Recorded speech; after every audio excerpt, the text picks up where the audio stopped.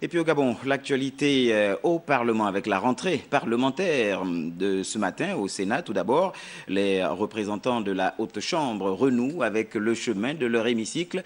La cérémonie solennelle consacrée à cet effet a été dirigée par le président du Sénat, Lucie Milébou-Aubusson, épouse Mboussou. Cette cérémonie a vu la présence du Premier ministre, chef du gouvernement et de nombreuses personnalités. Cédric Zinguelomas, Hilarion Akumbu, Franck Mangolo. C'est la rentrée, pouvait-on entendre à la Haute Chambre du Parlement ce jour.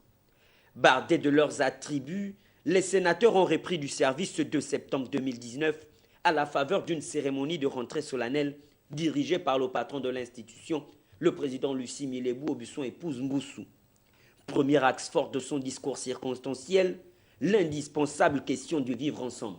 Monsieur le Premier ministre, il ne faut pas que se crée le Gabon d'à côté, le Gabon périphérique, c'est-à-dire cet ensemble sociologique qui s'étend des marges périurbaines les plus fragiles des villes jusqu'aux espaces ruraux, en passant par les petites communes qui se trouveraient mis à l'écart du développement.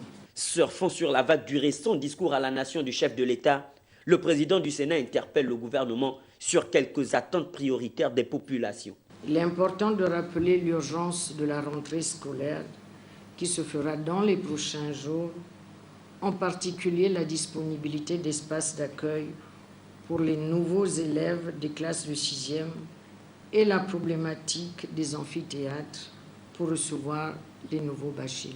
Les élus locaux que nous sommes venons d'être en contact avec nos populations.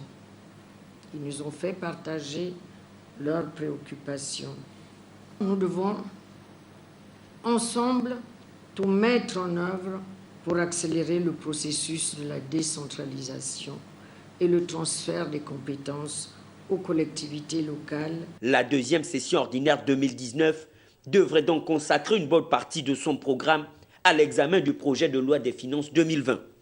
Un projet de loi indispensable au gouvernement dans la mise en œuvre de ses politiques publiques pour l'année à venir.